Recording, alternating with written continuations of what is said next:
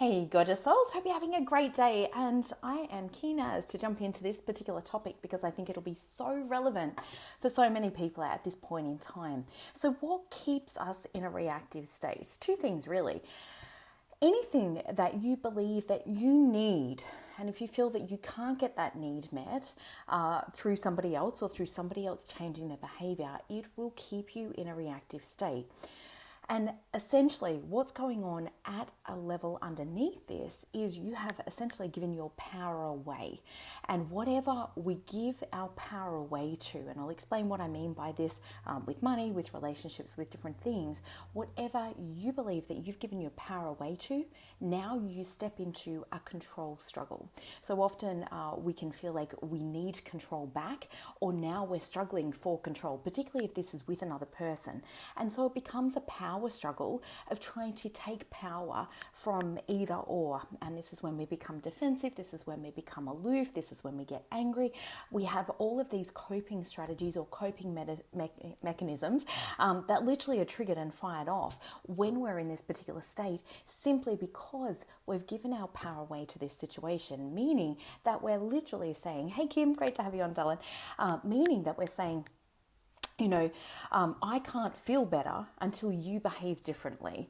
And in that second, you're literally giving your power away to change your life, to feel good, to live life as you're wanting to. Now, without going too much into obviously what's going on in the world at the moment, often, or at the moment, people could be feeling very reactive, obviously with situations that are also going on. And I think this is anybody that's experienced any form of trauma. Hey Yvonne, great to have you on, darling. Anybody that's experienced any form of trauma, and remember that we can define trauma. It doesn't necessarily mean that you've been through a particularly abusive situation or a very difficult situation. Trauma can be experienced and is registered in the brain literally anytime that we feel that we're not valued, we're not accepted for who we are, or there's a fear or a threat that we're kind of going to be kicked out of the tribe, so to speak. So, hey CJ, great to have you on, darling. And hey Christine, great to have you on too, darling. And so this is really, really important to remember that a lot of people are experiencing a massive trauma response in response to what's going on and feeling this sense of powerlessness.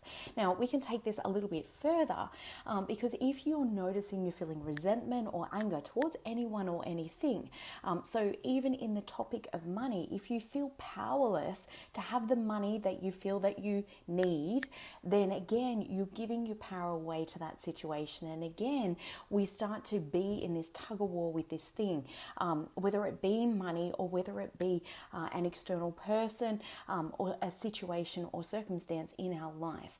And the way that you exit that is by coming back into full alignment.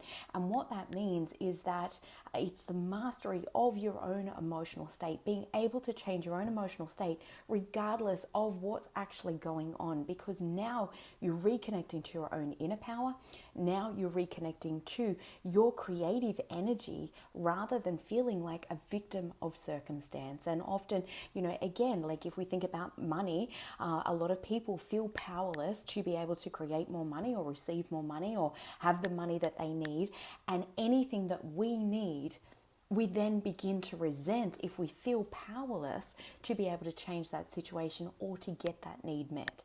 And again, this happens in relationships, and often there can be needs conflicts, meaning that each person has a different need to what the other wants supplied or given. And an example of that, a really base level example, would be an introvert and an extrovert being together.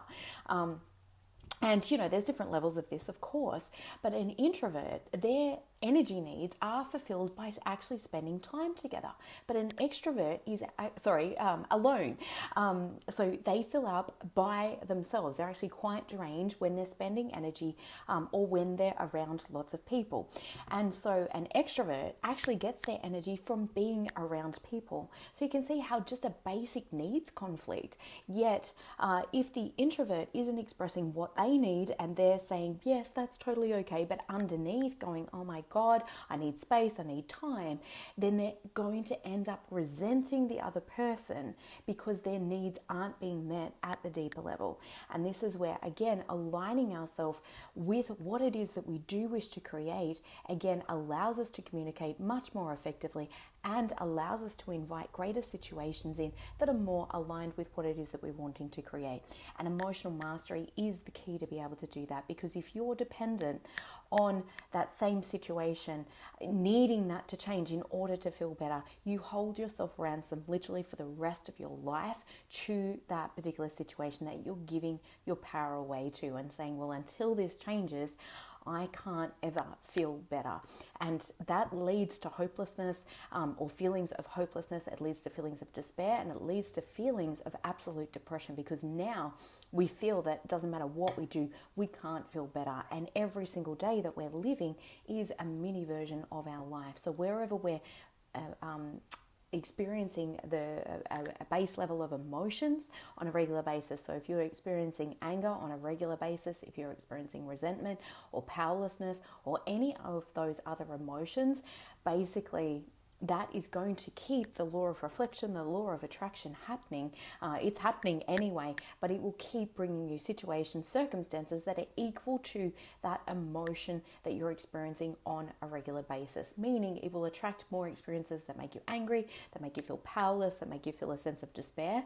All of those things keep happening. And this is why emotional wisdom, emotional mastery is so critically important in order to change the situation. Because again, anything that we believe that we need, and we're looking to the external to try and get that need met first and foremost, and we're not aligning ourselves with that emotionally, meaning you're not already feeling the way that you would if you already had that need met, then it's almost near impossible to attract that and to create that.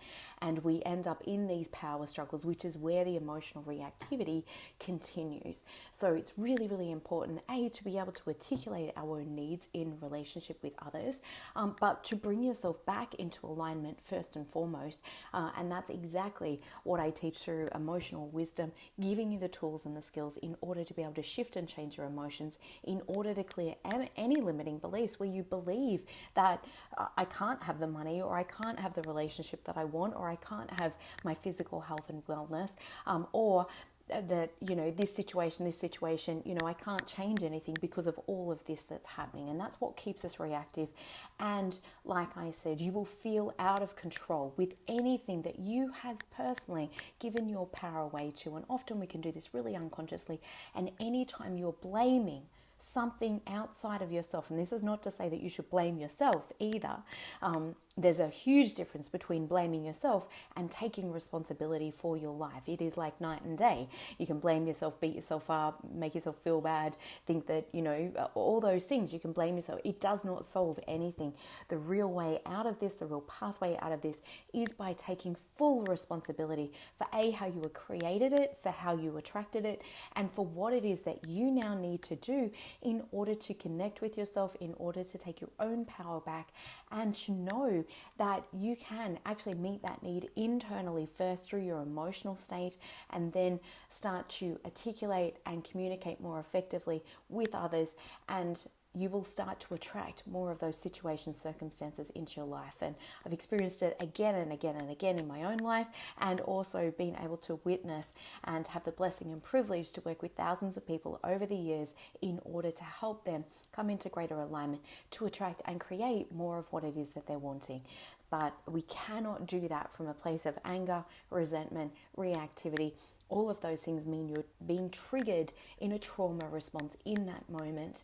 You need to step back, reclaim your own inner power, and step forward again by focusing on what is it that I want to create, and what is the first step, or what do I need to do if I was taking full responsibility for creating that in my life, for having that in my life, for attracting that into my life.